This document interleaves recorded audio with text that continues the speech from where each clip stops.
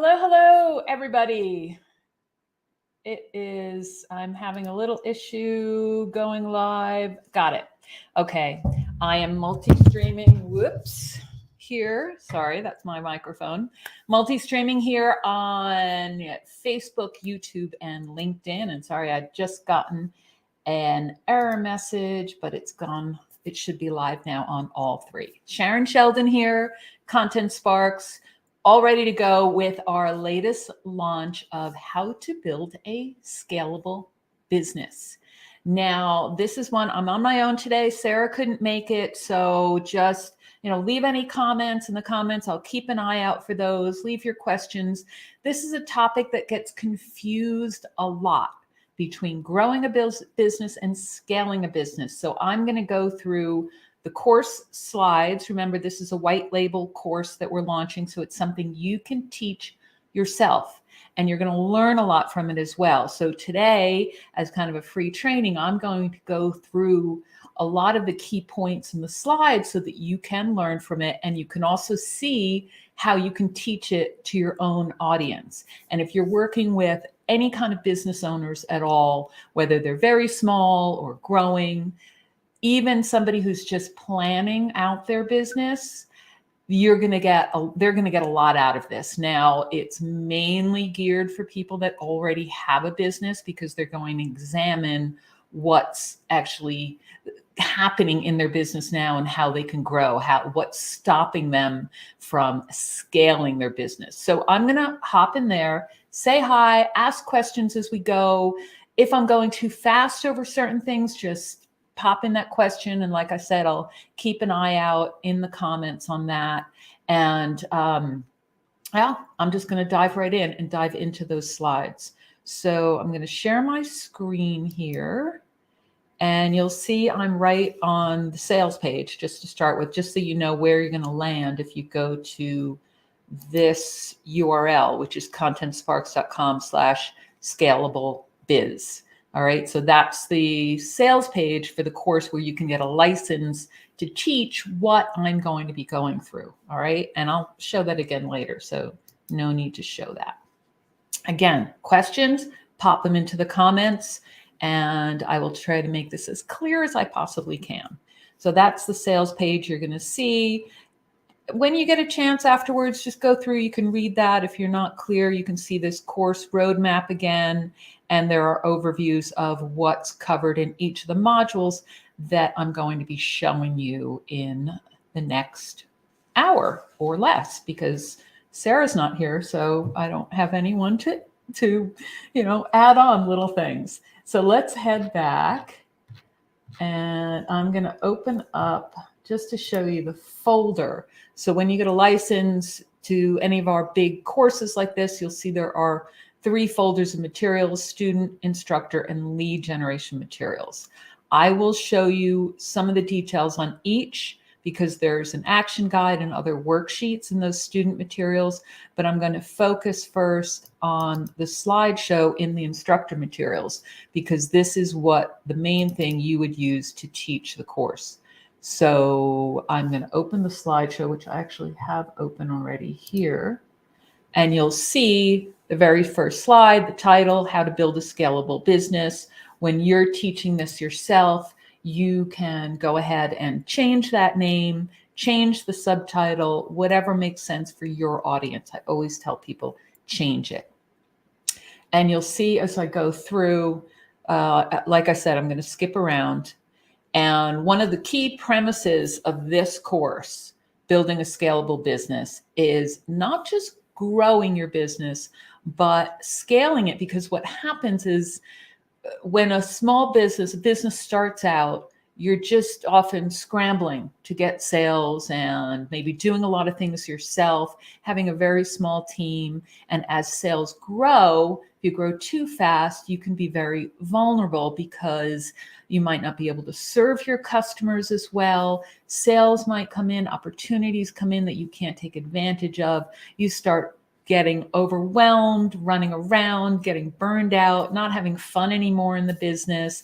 Things start to fall through the cracks, quality goes down, and it just, you can't grow and continue to grow at the same rate and make money at it and make a profit at it. So your profits tend to go down as well as you add more costs and things just get out of control. So you become very vulnerable. Whereas scaling a business is a very planned approach that lessens all those risks and is all about efficiency.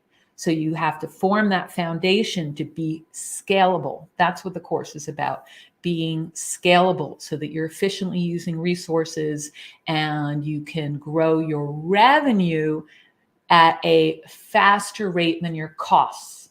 All right. So think about it as your profit margin goes up as well. So faster than your costs. And you have to have an infrastructure that can deal with that. So if you have a business now, you're probably familiar with some of this. So for instance, if you are a business coach who's just working one-to-one, you know that that's not scalable. You can't just keep adding more and more clients and deliver the same sort of service without getting burned out completely.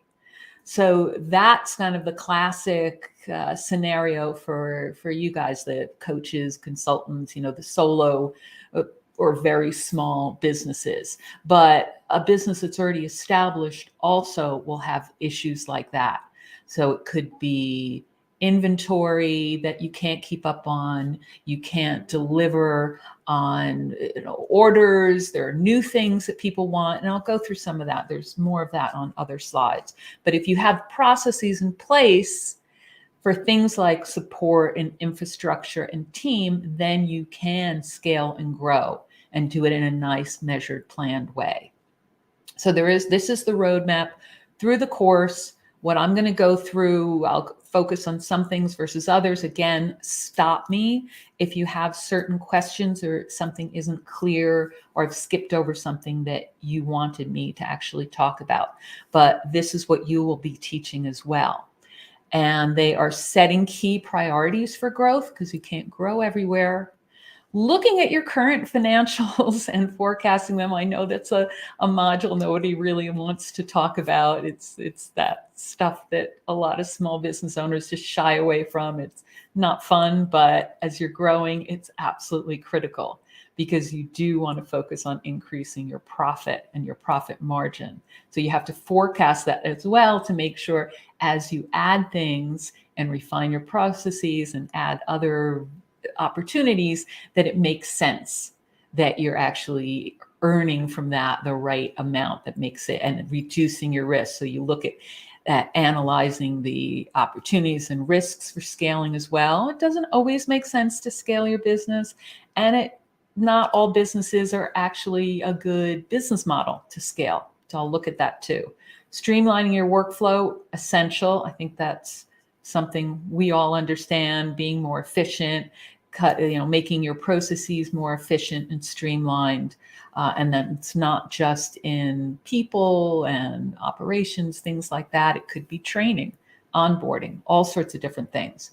And that leads into leading your team, because as you scale, as you grow, your team has to grow as well, but efficiently. And you have to lead them and communicate with them. You need to recruit the right people as well who can grow with you. And then there is a whole thing on marketing and branding, which is part of scaling too. You can be more efficient. You have to keep marketing. There are some things that you can do with marketing that are scalable. So marketing different things, tapping into your existing customers. You don't want to forget about that. And branding, making sure the message is going across for scaling. And then, of course, it ends with creating a strategic plan. Here, let me turn off some of the sound in the background. Got some background noise going for you.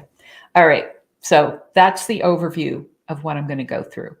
And I'm just going to hop right in. I'm not going to go through all these learning objectives because they go along with that roadmap.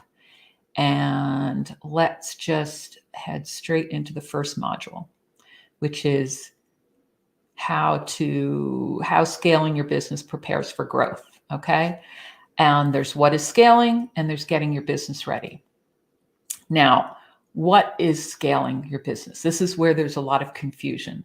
There's growing versus scaling. And I mentioned this before. Growing is just increasing your revenue.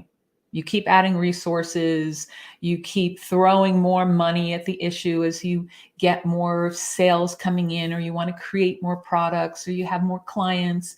And yes, your revenue may grow, but things get out of control. You're seeing the weeds and you're right in your business, and your profit doesn't necessarily grow. In some cases, you can be growing your revenue and actually earning less as you throw more money and time at it. And that's where you get burnt out. But scaling the business is where you're doing it very efficiently, very strategically, in a very planned, measured way. It's a sustainable way of growing your business, and something that it can actually give you more freedom, a lot less stress, and a lot more potential over time. So you're not going to reach a ceiling when you make sure that you have that base for scaling. So as I said, measured, planned way. You're not just reacting. You're being proactive and actually organizing your business and making sure that you're growing in that measured way. I also mentioned before, not all businesses can scale. So you have to look at your own. You have to look at when you're teaching this, your students, who are they? And do they have a business that can scale? Is there a big enough market that allows room to grow? And that's where, service businesses have a challenge. So for instance, coaches, again, you can relate to this. If you're just doing one-to-one service business, it's clients and the service. If it's always the same ratio, then you end up constantly having to add new people. So you might be a consultant and have to keep adding more consultants to each client. That's not very efficient. But there are ways to add in scaling. That's why online courses are so popular with coaches and consultants, because they are scalable. You can have one part of your business that's the one-to-one, but you can use a lot of your resources to reach more people with less cost, fewer resources, less systems involved, and more revenue with less of that. So that's why that's very popular. But there are other ways that service businesses can become more efficient and grow too. And you have to kind of think out of the box on that. So one of the things is, if your business model looks like it cannot scale, that doesn't mean it's the end and you can't grow. You just have to look at maybe changing the business model, adding some different things. It might be creating less of one thing, adding something else that's new that can grow. So mixing it up a bit. And these are just the keys for being scalable. You have to be strategic about how you use your resources. Don't waste time and money. Get the best out of what you have. Think outside the box about other opportunities. Be willing to learn new skills and develop existing ones. And look for alternatives to problems. Don't just give up and do nothing. So those are some keys.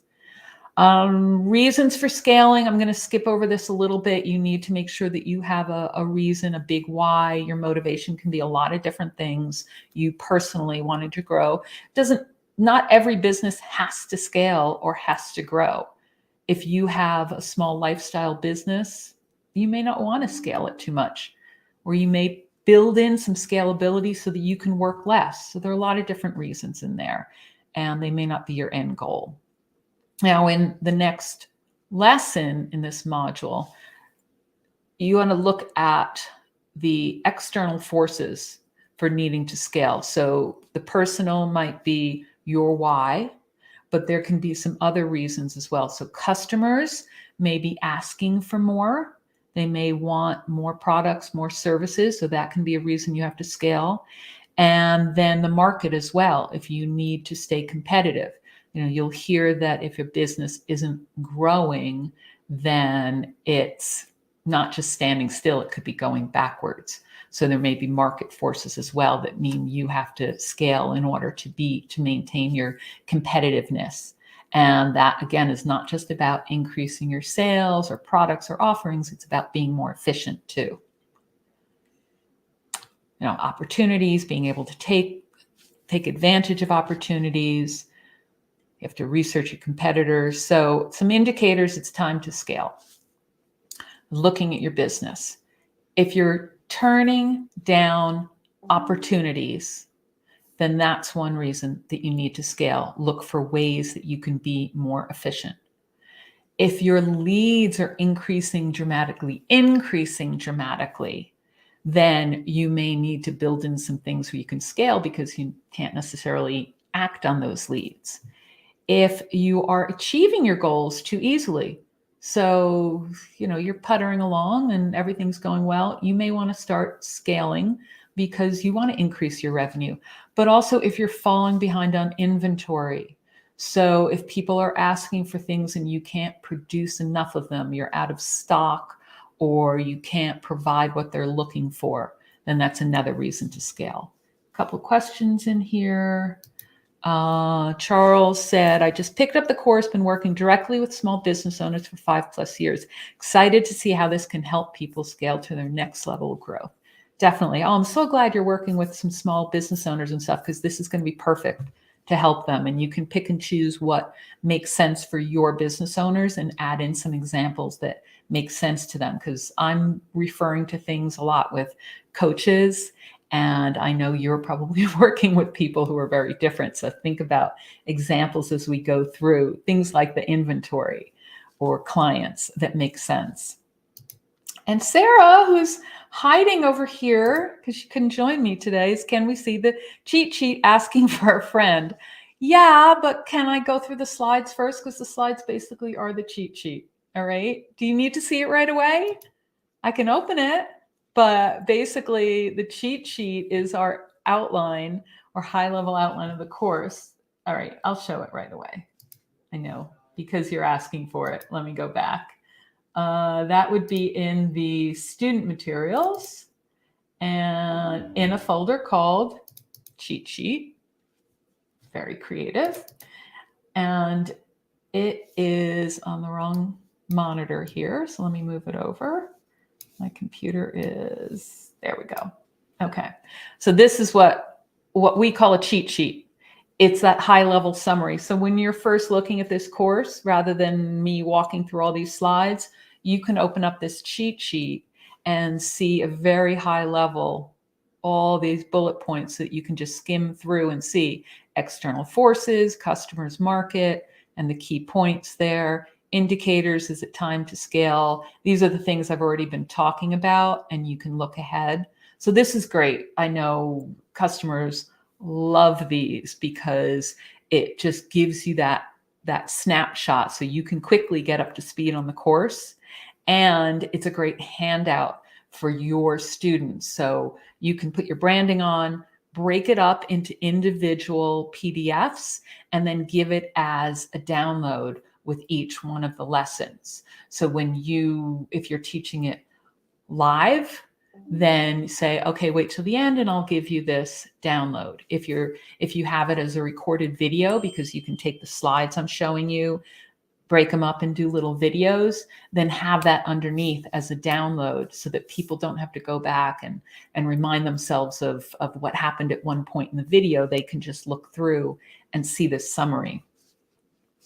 And Sarah said she never used them before, but I've converted her. And this isn't something that I just thought up out of the blue, these cheat sheets. This is something that customers asked for. I think it was one customer had this idea and then everybody loved it. So I'm going to close that up for now because I don't want you to look ahead. I want to kind of walk through these slides. All right.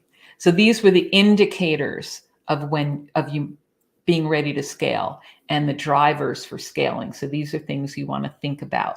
The drivers are you personally, your customer base, your market. That's what I was just talking about there. And that can be mixed up. It's not just you, just your customers, just your market.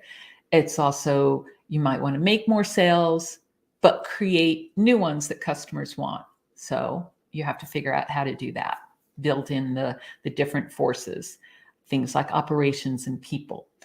You might want to offer additional services because customers are asking for them, but the market is requiring you to be more competitive. So you have to look at the forces there.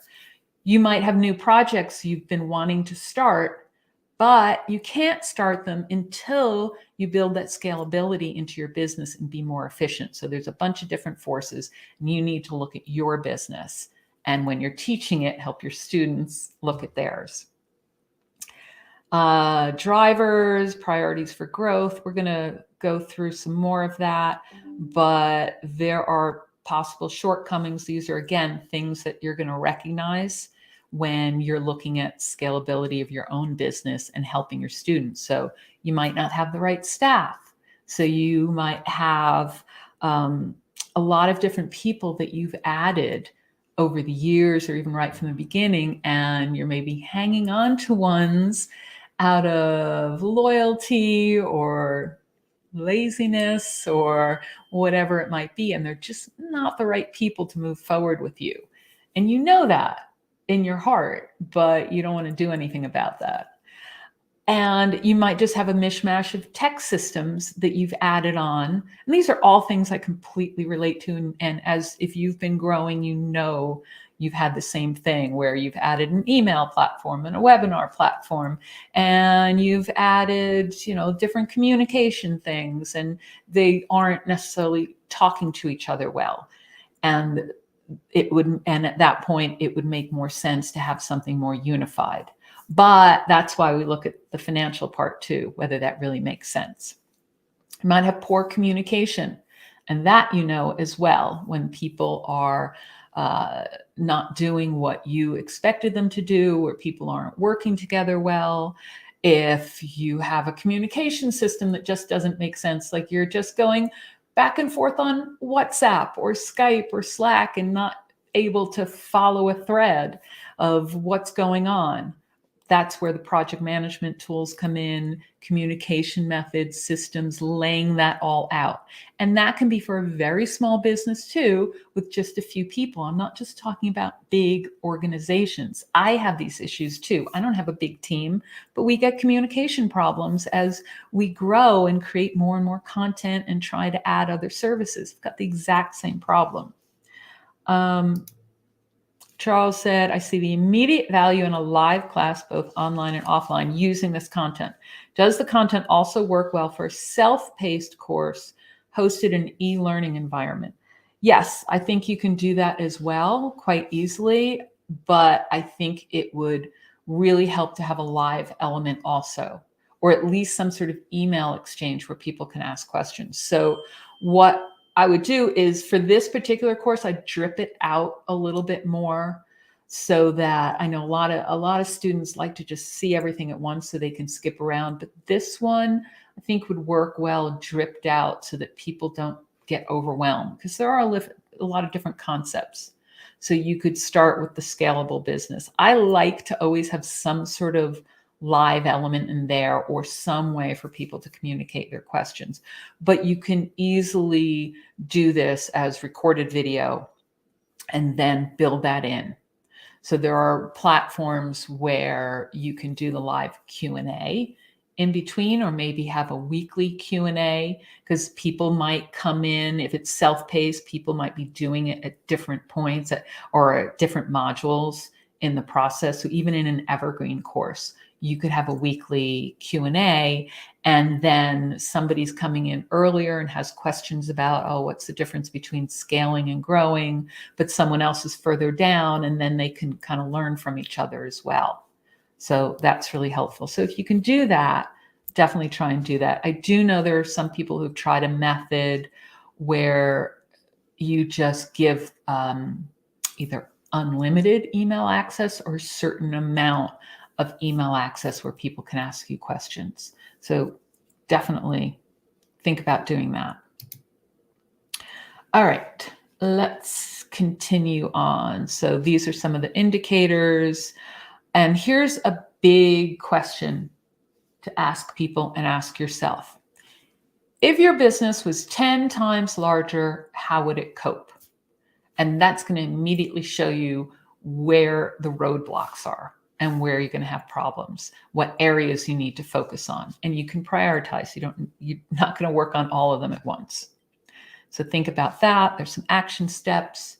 Obviously, the course comes with an action guide and also some other worksheets, which I will show you. And every lesson has these action steps with a place to do your work. So you're going to have students go through this. I suggest you go through it yourself first. And I'm spending a lot of time on this upfront stuff because it's really important to understand this part. And then you start going into the actual work of looking at how you're going to scale your business. So that finance module that I know people shy away from a lot, you have to do it. We've kept it as simple as we possibly can. So you have to look at your baseline and then weigh up opportunities and risks. So the baseline is this: what's profitable now? What's your current revenue? What's your current profit? It's amazing how many people never do this. That's where the costs can get out of control. You see money coming in, there are costs going out, not really tracking it. So you don't know which parts of your business are profitable and which aren't, because there may be things that just don't make sense to do. They might serve some other function. So even if they're not that profitable, down the line, they may be bringing in people that are more profitable. So that needs to be examined. There's all the different, calculations in here, basic stuff, nothing too complicated, looking at profit margins. And then let me skip ahead. Just so you know, net profit margin is a KPI. We don't talk a lot of detail in here about KPIs because it tends to be bigger companies that focus on those, but just know that that is one of the terms. It's a key performance indicator. So profitability as you grow is more important than revenue. So you want the revenue, but you want your profit margin to go up. You also need to look at potential profits. So this gets really tricky because for every decision you make, anything you add on, you need to look at how much revenue it would add. And there are different areas. So let me go back. You have to look at potential revenue, estimated costs, and then the potential profit margin on any decision that you make. If you're going to add somebody new in the business, you have to look at what they're going to be doing. How is that going to affect your revenue? Is that going to free you up to spend more time getting clients? And then how much revenue would that client produce versus the extra cost? So think about things like that. Try and be a little creative about it to figure it out. So it's not always a direct thing of revenue, cost, profit. I look at that as well. I'm going to hire somebody who's going to take something away from me, and that frees me up to do more marketing to bring in more revenue. But, is it balancing out? If I hire someone maybe to do more social media, but the social media isn't going to really bring in enough to cover that, and maybe that's not a good expense to do. Yes, I could scale my social media, but it doesn't necessarily bring in more profit. So look at that. There's an example in here. Say your priority is customer support. If you employ a new person, calculate their salary. If you outsource, check the rates for freelancers. And then, things like a CRM, that's a customer relationship management platform. Look at the costs. Do some forecasts based on some past performance. It's a little tricky. So depending on who you're working with, think about some examples that you can show them. I just gave you some examples from my business, hiring someone that can take things away from me, or hiring someone to work on some sort of marketing so that I can do more of it. But if it's not going to give the revenue, then it doesn't make sense. Economies of scale, you've heard that term before, I'm sure. Things like bulk purchasing, negotiating a lower price. So this is really where that scaling versus growing comes from. It's the same concept of you get more for your money. So bulk purchasing type stuff. You can get that internally, reorganizing resources, and it's going to decrease costs relative to revenue. Third-party partnerships can help if you don't have the resources, finding a reliable partner, and there's some examples in there. So we're still in this module 2, that foundation stuff, the financial stuff rather. It's weighing up the opportunities and risks. And you need to look at what the potential roadblocks are in here. So there's resources, slow, people-intensive processes, poor cash flow, supply chain issues, outdated technology, lack of automation. And let me just show you here, there is a worksheet that goes along with one of the activities in this particular lesson, action guide. So let me open this up. This is a questionnaire that's going to help your students actually identify some of those roadblocks. So things like company culture, and there's a whole yes, no, and place for observation. So in things like company culture, you need to ask yourself, do we have a clear vision? Do we communicate it? Do we build strong relationships? Lots of different things there. Is there a training budget? Strategy, are we willing to adjust? That's important for scaling. Do we know what our strengths are and our weaknesses? All these different things can be roadblocks to scaling if you don't know them. Systems, one of the more obvious ones.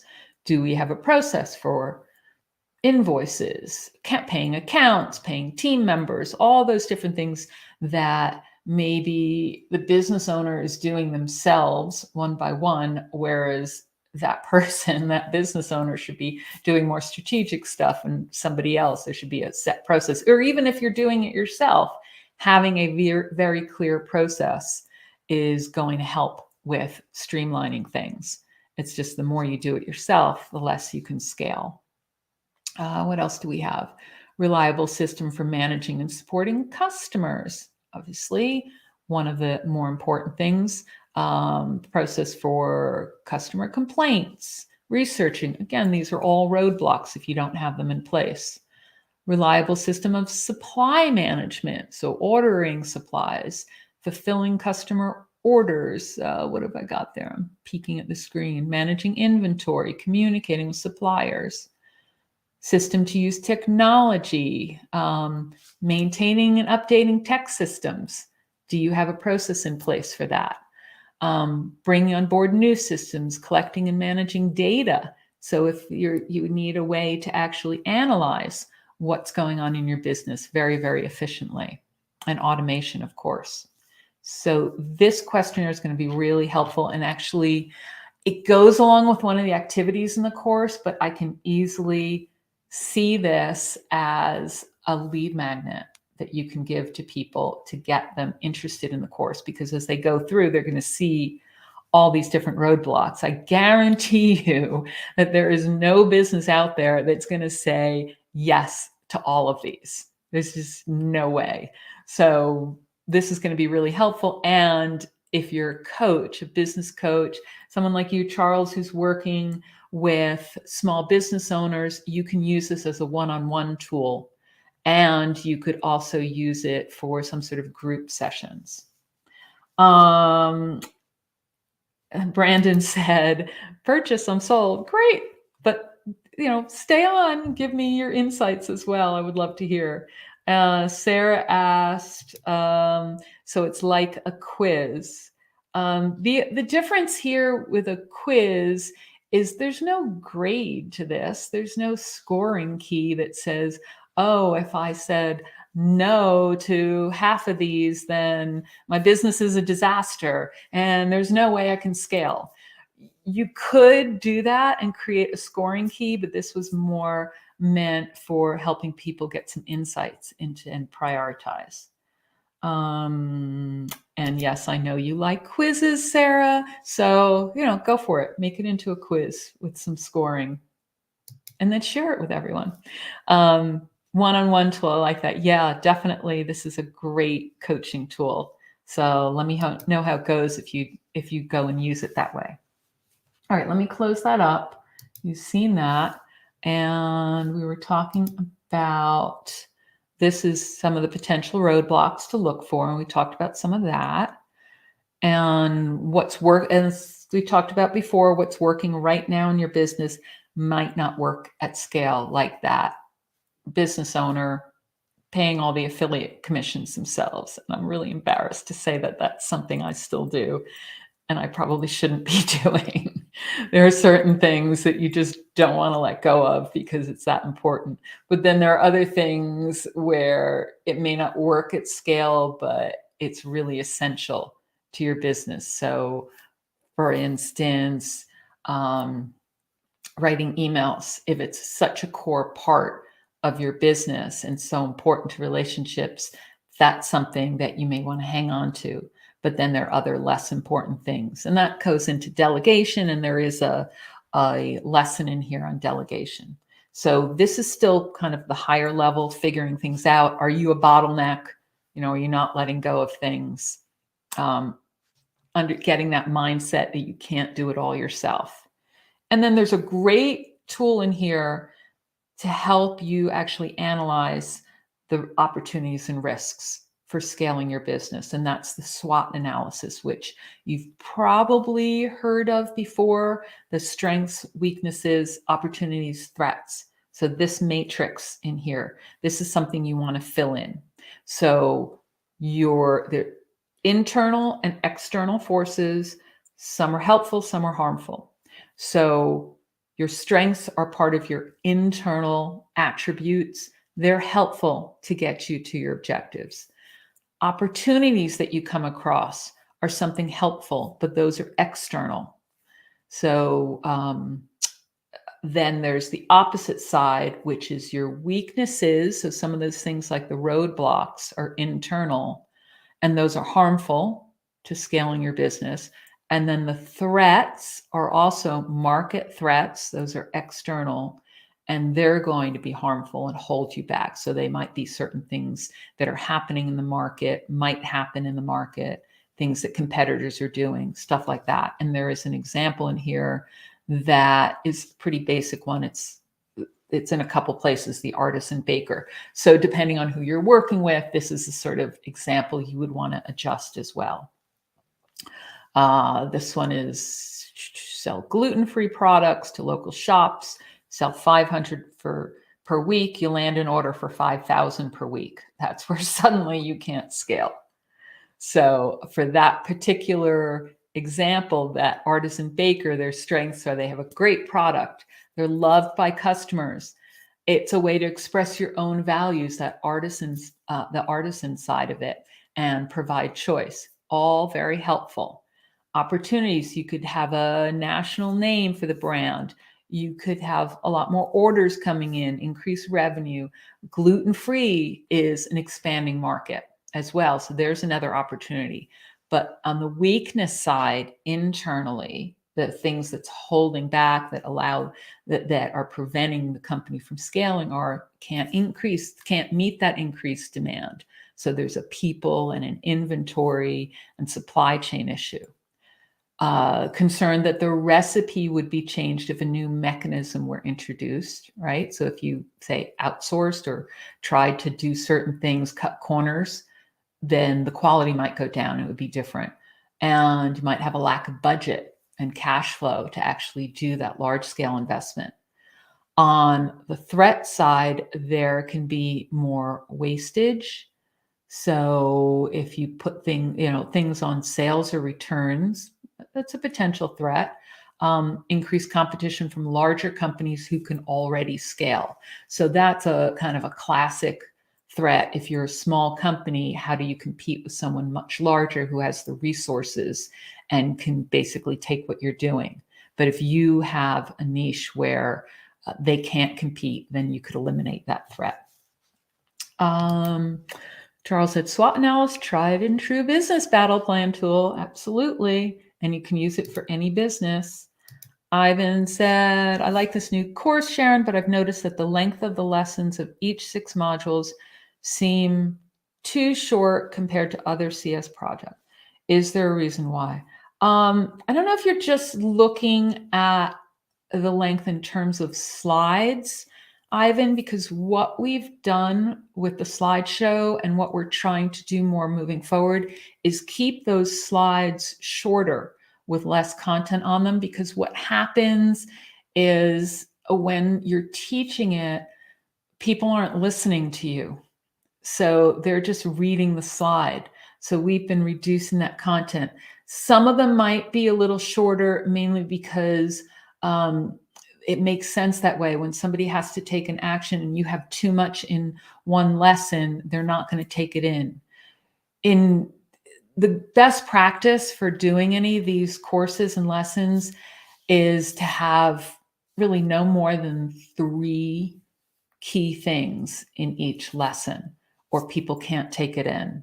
So, we're always trying to improve on all of our courses. So it may look a little less because of those things.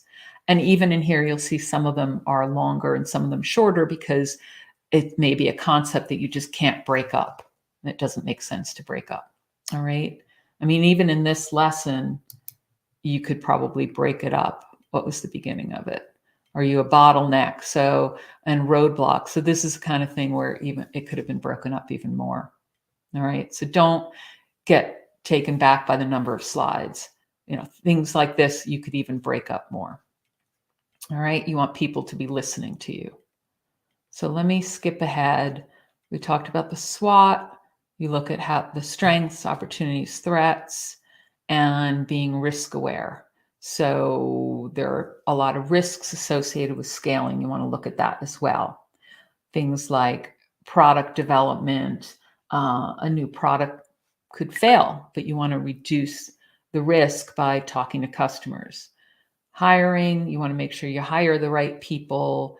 Managing cash flow isn't always easy. Expanding to other markets, like internationally, there can be risks associated with currency exchange, as an example.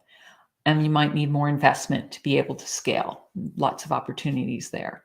So that was the roadblocks questionnaire and the SWOT analysis. So that's where I mentioned some of these things could be broken up even more, like the roadblocks and the SWOT analysis. They do go together, but you could break it up in terms of having people do those activities. Don't make these lessons too long. It's a lot to take in, as you can see as I'm walking through it. I'm already been talking for 42 minutes and I'm kind of skimming over some of the stuff. So there's a lot to cover. Where am I up to? I'm a little more than halfway through just talking you through the high level. So now I'm going to skim through a little bit more of it as we go into some of these other details, because this is the choosing the business areas for change. This is where you're going to have people examine each of the main areas and choose their priorities. So the first one is the operations, systems, processes, and automation. Obviously, those go together. So that's one lesson. Communicating and leading people, another lesson. So that's something that needs to be looked at in order to be able to scale. And hiring and training the people you need. Again, team side, all important for scaling and has to be efficient. So let me just go through here a little faster. So operations side, you have to solve the productivity, eliminating waste, increasing efficiency, optimizing workflow. And there's, I believe, so here's one thing in here. In order to help you explore the roadblocks, you can ask the who, what, when, where, and how questions. So for an example, if you're negotiating with suppliers, you might be paying too much. Who do you negotiate with? How do you negotiate? When do you negotiate? What are you negotiating? Those are going to help get to the core of that. And sorry, let me just go back and answer Ivan. So Ivan, you meant that each module just has 2 lessons inside. I guess that was And that's how it came across, the emoji. Um, yeah, we don't have a set format for the number of lessons that go in each module. In fact, some modules don't need to have separate lessons inside. It depends on how that topic needs to be broken down. So when we look at designing a course, we look at what the end goal is and then work backwards, or what are the key things that people need to learn and how do those fit together. So if something like, if I went up to the roadmap, let me see. Let's see if I can go back up. I want to just show you the thinking. So I'm there, here. So in the roadmap, these things won't necessarily go together. Like I wouldn't want to, the financials and the forecasting, even the analyzing opportunities and stuff can all go together. They make sense. But streamlining your workflow doesn't. But there are different elements in there. So you have to make sure it's a logical breakup of the themes when people are going through. So don't stick to some really rigid format of there has to be 6 modules with 3 lessons each, because it doesn't always make sense. All right. I hope that's clear. Let me just get back to where I was skimming through. I was at slide 97. So that was the what, when, who, and then there's common solutions. So this is, you'll also see this, here, let me hide that a second. You'll also see this as another classic module model when you're looking at optimizing operations and workflow and things like that. You want to look at what you can eliminate, what you can change, what you can automate, and what you can outsource in those areas. So this is classic process improvement. Lay out your process, eliminate, change, automate, outsource. So I would also put in an example there for people based on who your audience is, and unnecessary steps. Say there's a duplication of tasks that you can change, automating, getting repeatable processes, outsourcing. Now you'll just notice if you have any of our other courses, or you've seen our library, we do have one course that's specifically on process improvement, where you focus on a high impact process and doing all these sorts of things.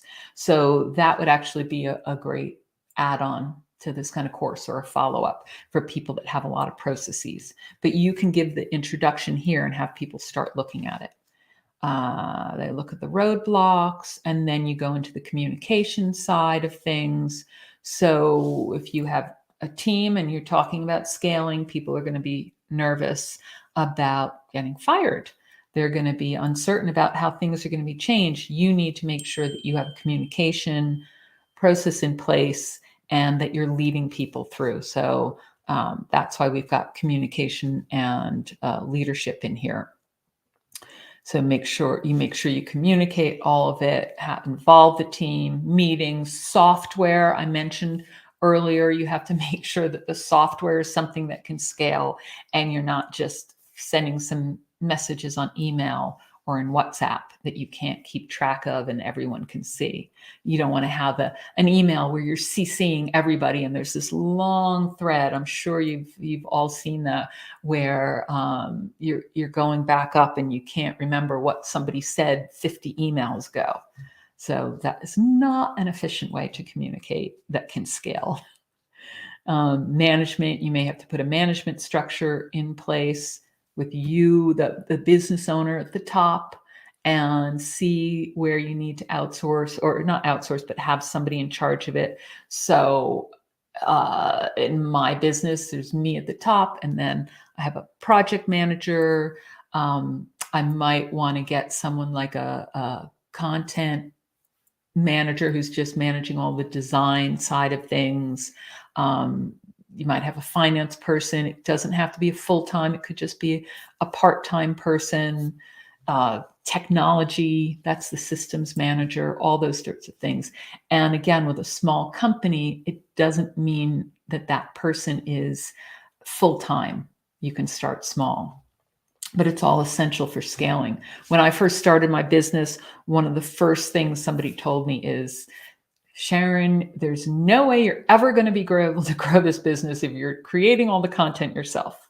So one of the earliest things I had to do was figure out how to outsource some of that, but keep the quality. And that's really hard to scale, really hard, but it's something I had to figure out and continue to figure out as I grow more. So think about that. Leadership, mentioned that you have to take a leadership role. There's a 10-point thing in here about leadership and all the different qualities of leaders. So I'm not going to run through that. Delegation, I mentioned earlier, that's another key thing. You have to learn how to delegate so you can walk through that module or lesson, as well, of how to delegate. That's there. Do you need an HR strategy?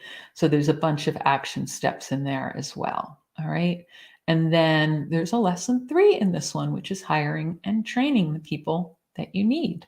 So again, this is all the people side of things, and that's why it's all grouped together in one module. Ivan, in case you were wondering, just referring back to that. So there's a whole process in here for the actual hiring and skills. And I won't go through all of that, but there's some examples in there. Outsource, don't outsource. Remember, we talked earlier about the finance side and how you have to figure out whether it makes sense to keep things internally, outsource, the costs involved, things like customer service. Do you have enough customer service staff to give excellent service? Does it make sense to outsource something like that, or will you lose the quality? So that's the kind of thing you want to think of too. IT systems, experts to maintain them. So many people, small businesses, start by trying to do all the IT stuff themselves. And even though you might be really good at it, it doesn't make sense. You can't scale if you're doing it yourself. Supply chain, that's a classic one. And there's a bunch of stuff on hiring, figuring out how to hire people. So let me stop here for a second just on the onboarding. This is another thing that's important for scaling, having a process for onboarding. And it's something that if you have kind of an ad hoc way of just bringing people in, it can't scale. But if you do things like training videos, an introduction video, a set process involved, automating some of the stuff so that people can quickly get up to speed. Those are all things that are important to be able to scale as you add new people. Having a training plan. Let's keep going through. There's a template for a training plan in the course book. So this next module, maintaining branding and marketing as you grow, is also critical. So you can actually brand the change, the scaling, and you have to continue marketing, which has opportunities for scaling too. So I believe this is the last module before getting into an actual strategic plan. Branding the change is, you need to make sure you're still staying true to your brand. It impacts your marketing and sales, how people see you. So staying true to your values as you grow, these are all important things to make sure you reinforce as you're scaling up. One of the things you can do to help the scalability of that branding, making your branding scalable, is involving your customer base, building relationships, keeping customers for life. But you can do things like a loyalty program. There's lots of different ideas in here for that getting your customers to help you with that, or increasing loyalty, scales your brand, makes it and requires less of your resources and time. So that's one of the things. It's not as obvious a connection as saying, okay, I'm going to have an online course where I don't have to use as many resources or people to bring in revenue. Here, you're scaling by getting others to help you with that branding, and you're customers are one of your best sources of that. So you can have a referral strategy, loyalty program, things like that. Communicating it to your audience, all of that is essential. So I'm going to skim over that. And then the marketing is the last thing. So in order to scale again, you want to look at what's working and what systems you can use so that your marketing is scalable as well. So it's not just systems, it's also things like a cross-sell. That's scaling because you can sell more with less expense, with less marketing involved. Something as simple as that. And you want to make sure, again, the recap, your message is clear, your market is clear and involved, and your outreach to them is efficient. Social media, you can't do a course on anything with growing a business and scaling without talking about social media, because that can become a major time and money suck. But as you grow, you have to be on social media. It's just you have to be strategic about that as well. So there's a bunch of stuff here on what you have to be careful about and pitfalls, just in terms of marketing and branding. If you overemphasize it, you can end up disappointed with the results. If you don't pay enough attention to customers, you can end up alienating them as you scale. And then there's action steps. And the last thing you are going to do and have people do in the course is create a plan. So there's been a lot of stuff covered in several different areas, and they need to come away with a strategic plan. Brings everything together. So there is a spreadsheet in here, plan your growth. I want to open up a couple of those things now. There are a couple things, worksheets in here for the hiring side, a skills analysis. These are just things that are going to help with hiring the team, looking at your internal team and their hiring.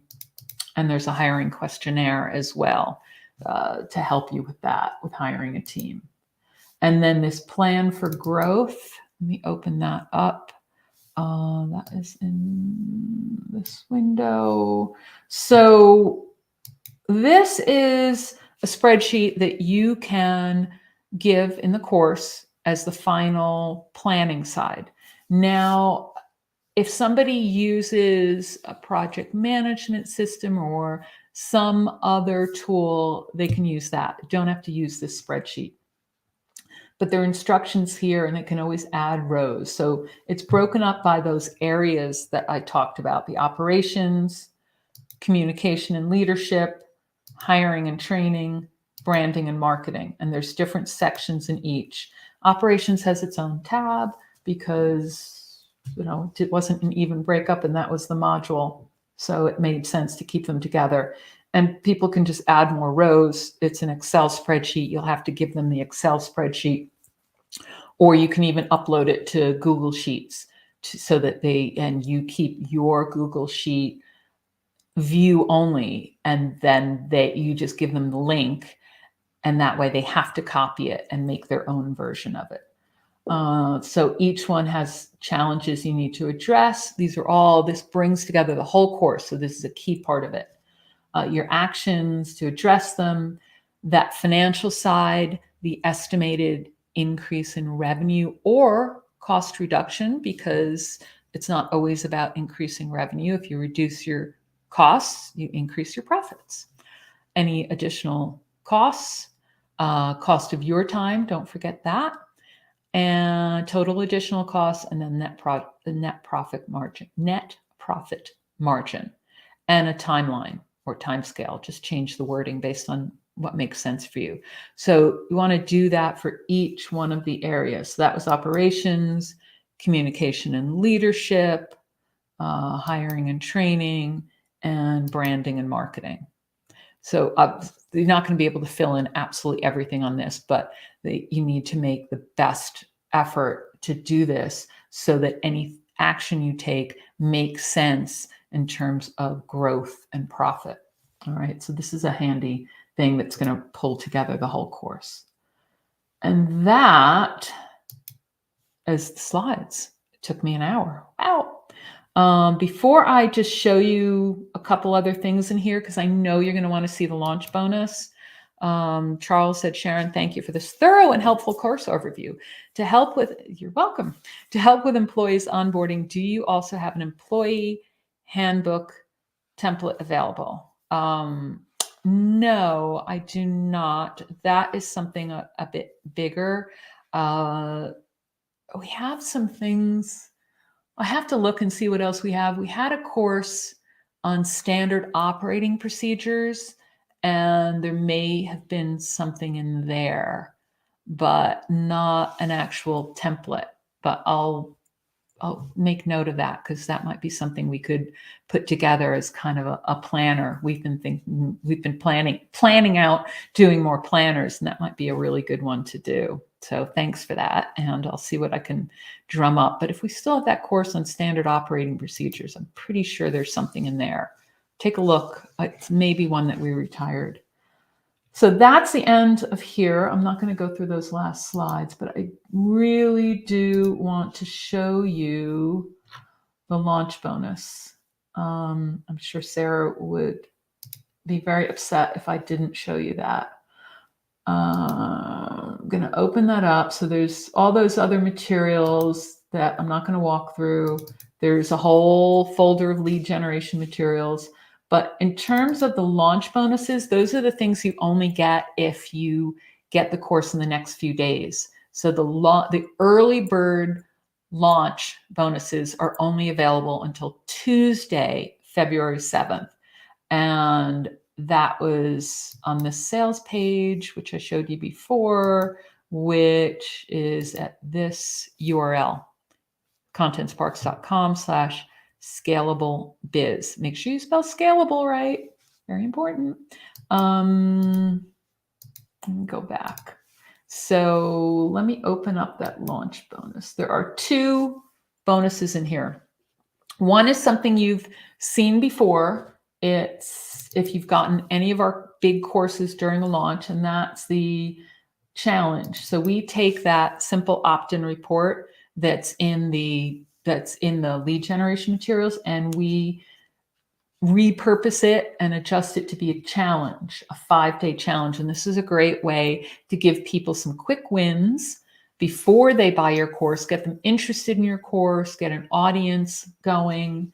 And it follows along with the 5. This is called the 5 ways to start scaling your business today. So there's some simple things you can have them do. And it's set up so that there's a read first. And this is something you can do as a welcome or overview to the challenge. And then you'll see a little overview of the different topics.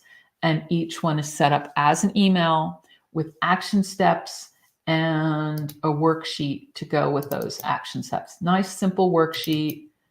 Nothing that's going to be overwhelming. It's all organized by day 1, 2, 3, 4, 5, and a few little key steps that they can do.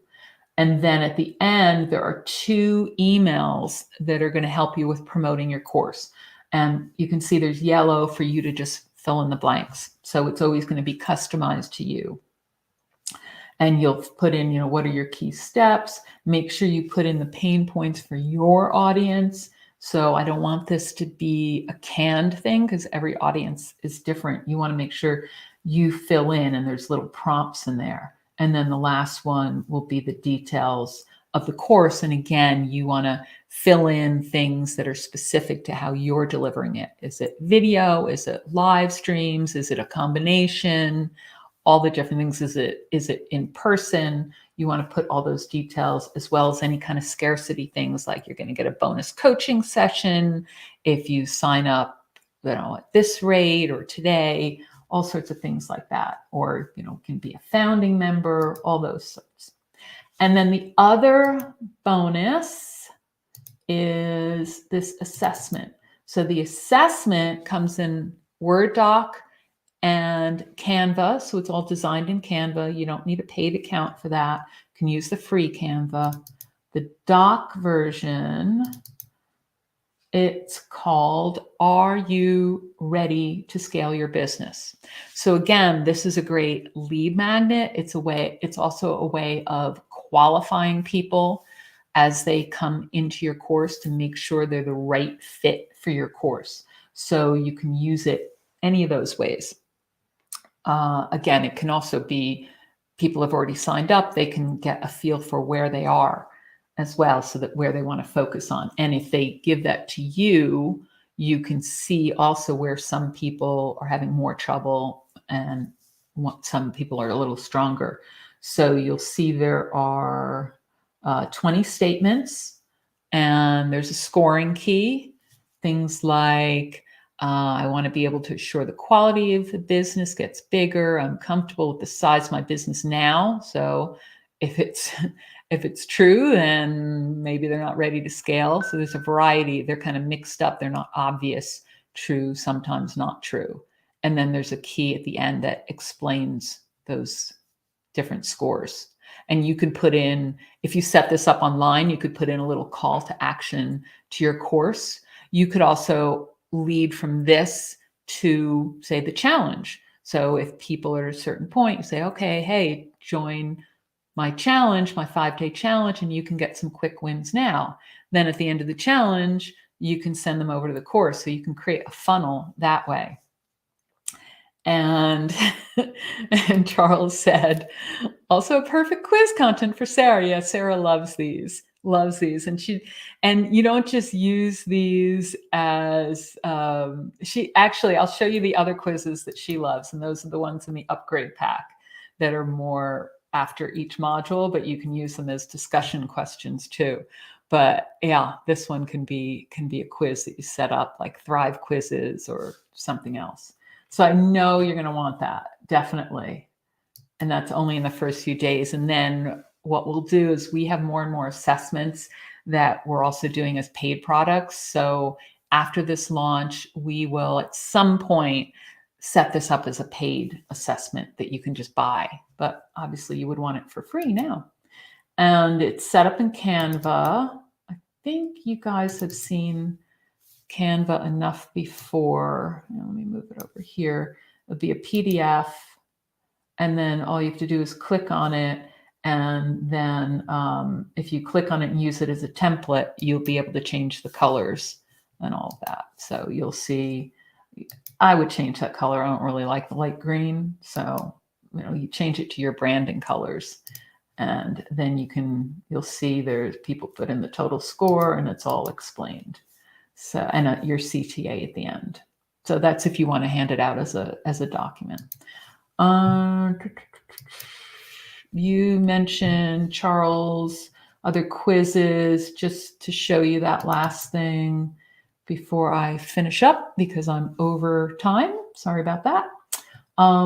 We give you the sales page copy, so that has all fill in the blanks.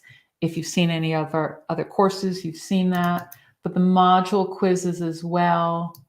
These are things that, say you're putting this into an online course platform, there's always some, with any decent platform, there's going to be somewhere to add quizzes to the end. So you can add these. There's usually 2 or 3 or 4 in each one. Like this has 3 of them, true and false questions, and each one says what the correct answer is so that you can score that in your system. So you can see all the different ones. There's actually up from 2 to 4, depending on the size of the lesson and what makes sense.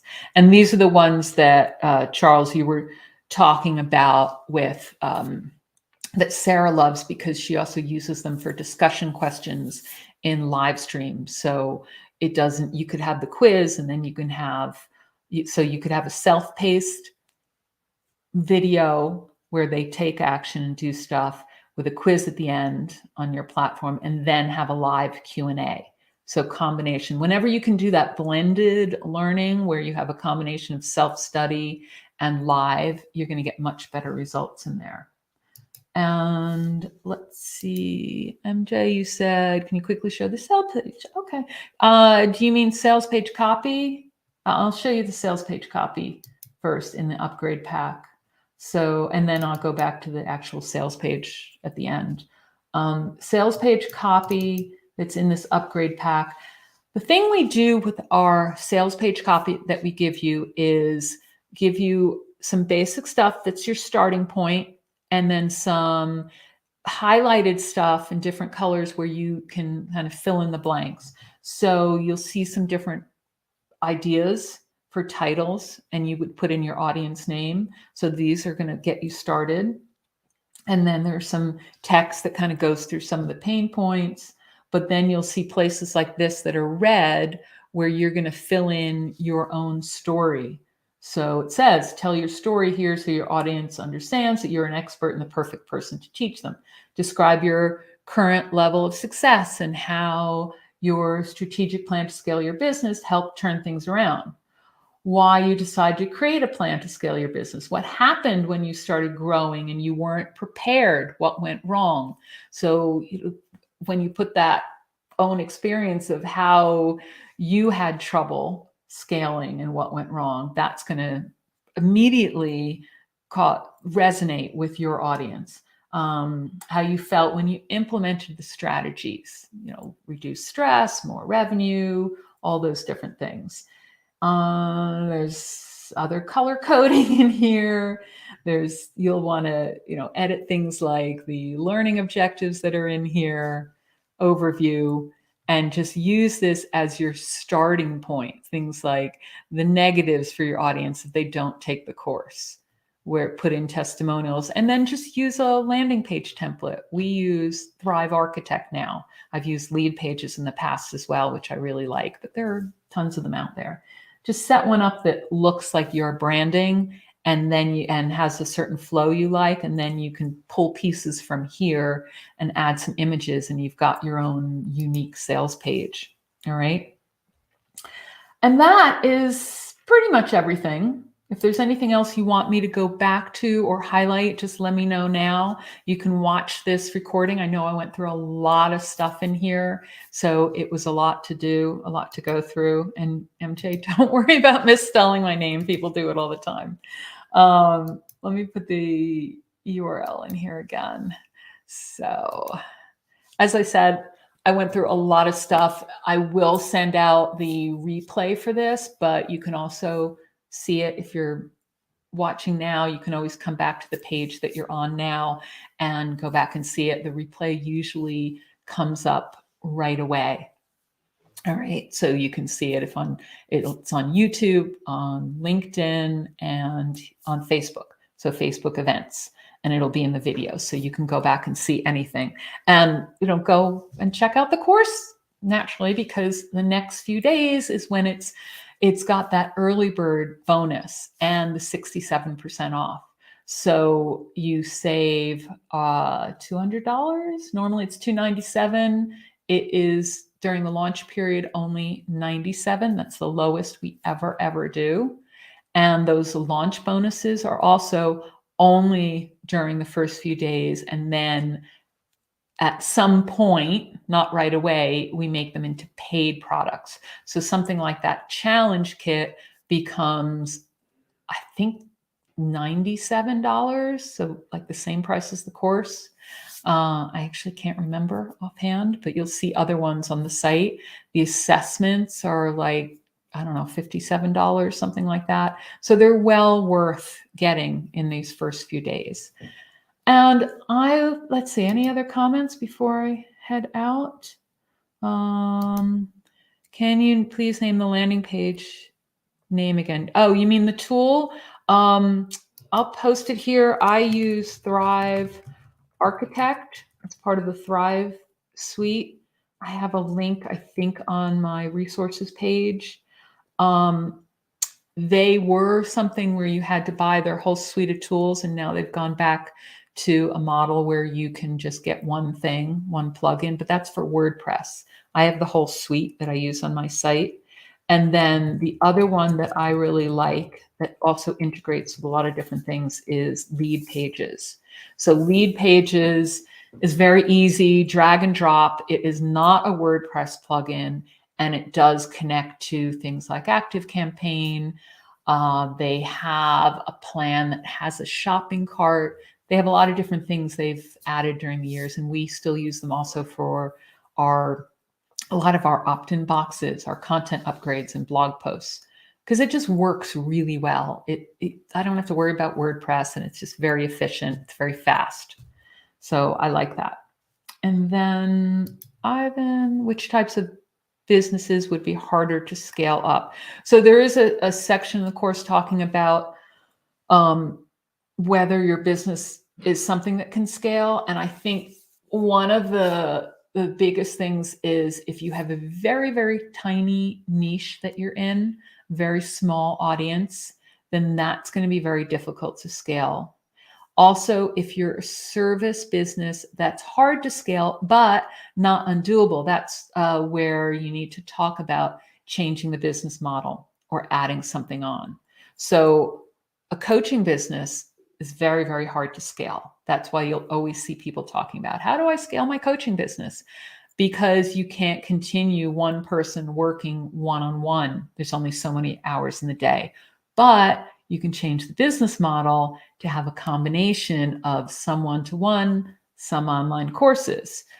There are other ways you could scale that by having consultants that you or other coaches that you outsource to or add on other things. So there are ways, but you have to start thinking out of the box and be creative. I think the biggest problem is when you're in a very, very tiny niche, and then you have to start thinking, what else can I do? Because you're going to have to expand out of there. There's only so much capacity in one tiny niche. Like, I can't even think of any offhand. I was thinking chicken coops, but actually there are opportunities there too. So think about that. I think anything, if you get creative enough, can be scaled. Any other questions in here? Nope.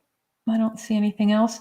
All right, I'm way over time, so I'm going to wrap up. Again, I'll keep an eye out for questions. I do get alerted on Facebook when someone tags me with a question. Sarah will keep an eye out too. She couldn't join us today because she had something she had to deal with, but she'll look out for questions too. That's Sarah Arrow. And Facebook, again, is the best place to tag me, or email. So you can also send an email to support@contentsparks.com.